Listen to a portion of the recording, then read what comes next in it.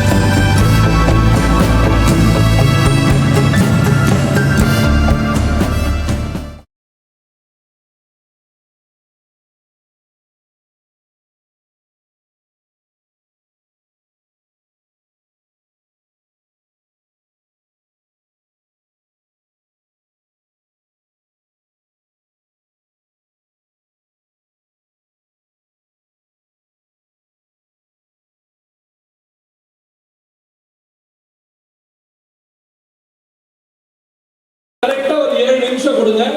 உங்களுக்கு எனக்கு தெரிஞ்ச கருத்தை ஒரு சிலதை நம்மளுடைய வருங்கால நன்மைக்காக பகிர்ந்துக்கிட்டு நம்ம நிறைவு செய்வோம்.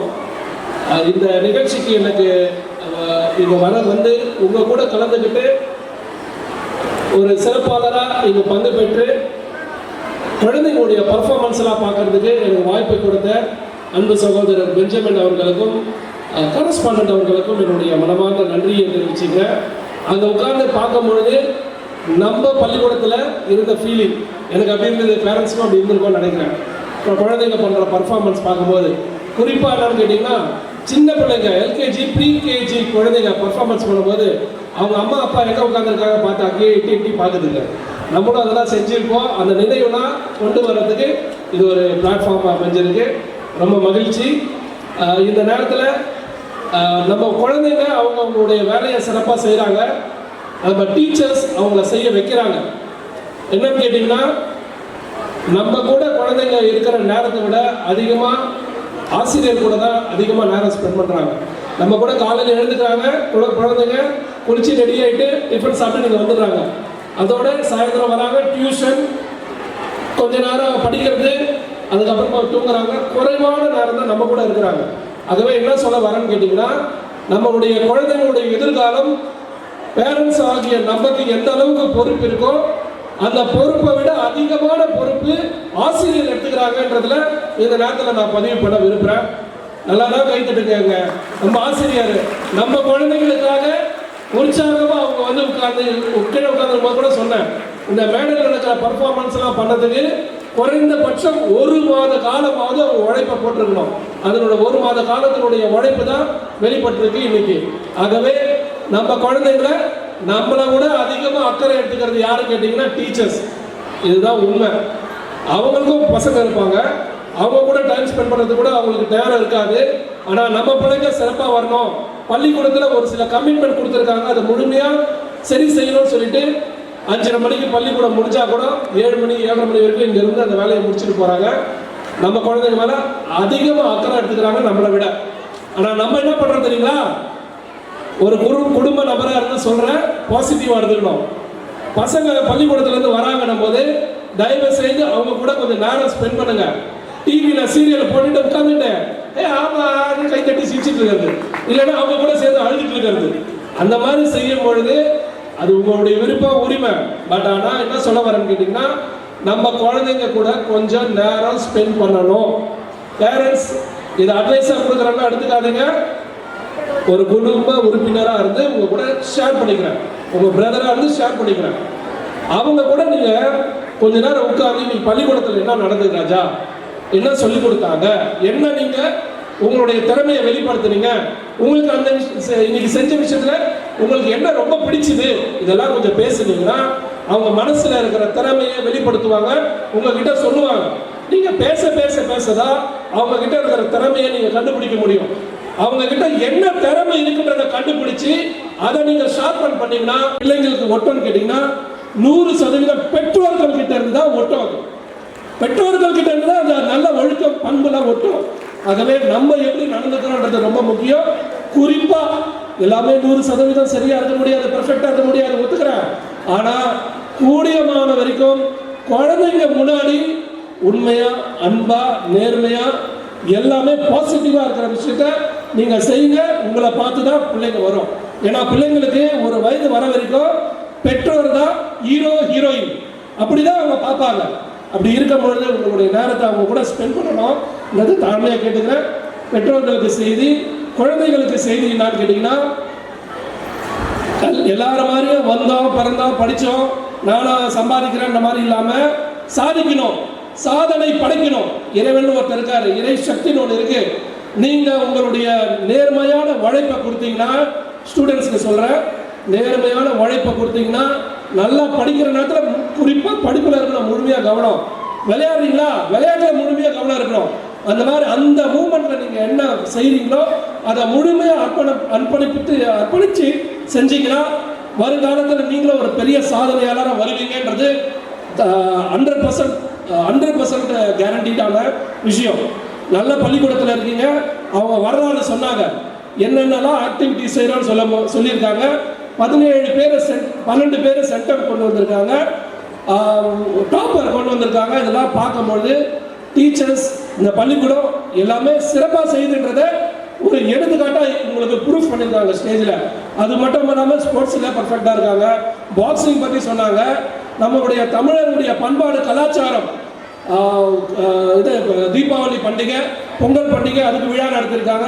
கலர்ஸ் டே, இதெல்லாம் வந்து எக்ஸ்க்ளூசிவாக நடத்துகிறாங்கன்னா அவங்க குழந்தைங்களுடைய திறமையை வெளிப்படுத்துறதுக்கு எதெல்லாம் பெட்டராக இருக்குன்னு பார்த்து செய்கிறாங்க. ஆகவே அவங்களுடைய டியூட்டி அவங்க செய்கிறாங்க.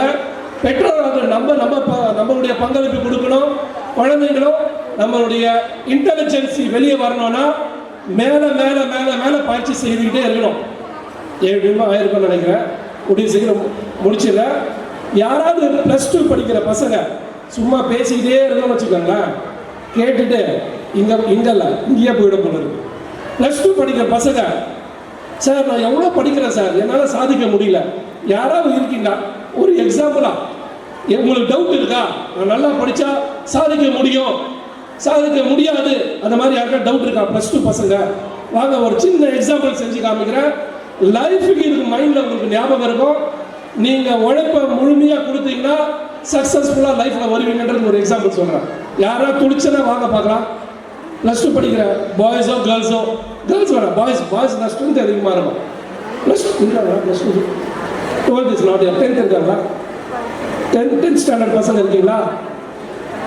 9th இருக்கீங்களா? ஒரு எக்ஸாம்பிளுக்காக 9th ஸ்டாண்டர்ட் ஸ்டூடெண்ட் யாரோ ஒருத்தர் வாங்க. தைரியம் யாருக்கு இருக்குன்னு பார்க்கலாம். யாருக்கு ரொம்ப இதுலயே வெளிப்படுது உங்களுடைய துணிச்சல். கூச்சமா இருக்குது.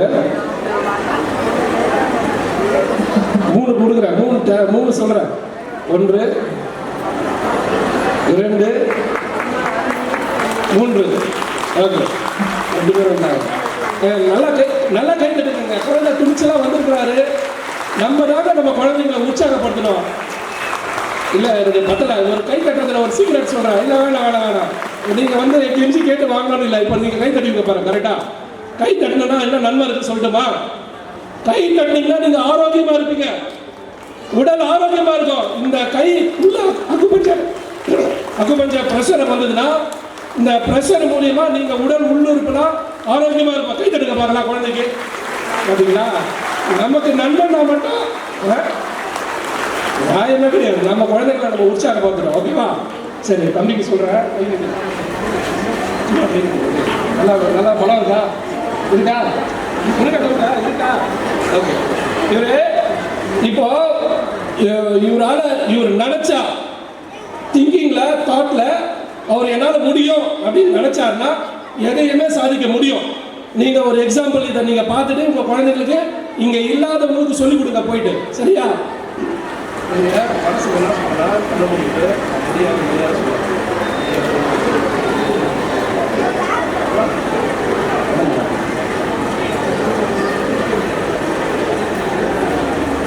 நான் வெயிட்டே போடல, தானா இறங்குது கை. அதுக்கு அடுத்தது என்ன ஆகுது? அதாவது என்னன்னா அவர் மனசுல முடியாதுன்னு சிந்தனையை போடுறாரு. அவரால் முடியல. இன்னொரு வாட்டி ட்ரையல் முடியாது சொல்லுங்க. ப்ரெஷரே கொடுக்கல நான். சரியா? இதே எக்ஸாம்பிள் இப்போ கொடுக்குறேன் பாருங்க. முடியும் சாதிக்க முடியும்னு சொல்லுங்க.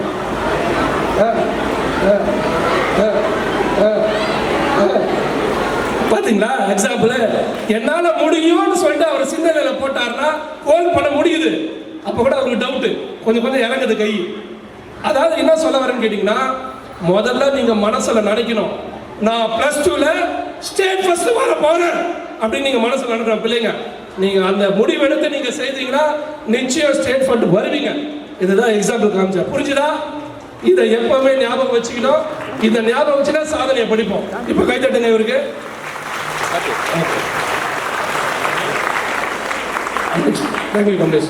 ஸோ நீங்கள் ஒரு எக்ஸாம்பிள் ஒரு கண்ணால் ஒரு பயிற்சி பார்த்தீங்க. அந்த பயிற்சி எப்பயுமே உங்களுக்கு ஞாபகம் இருக்கும்னு நினைக்கிறேன். இதை வச்சு சின்ன பிள்ளைங்க மட்டும் இல்லை, பெரியவங்களும் என்னென்ன சாதிக்கணும்னு நினைக்கிறோமோ நம்ம சிந்தனையின் வாயிலாக சாதிக்க முடியும் என்பதை எடுத்துக்காட்டு காமிச்சேன். ஸோ இதன் மூலியமா 7 நிமிஷம் முடிவடைஞ்சதுன்னு நினைக்கிறேன். வாய்ப்புக்கு நன்றி பாராட்டி விடைபெறுகிறேன். நன்றி, வணக்கம்.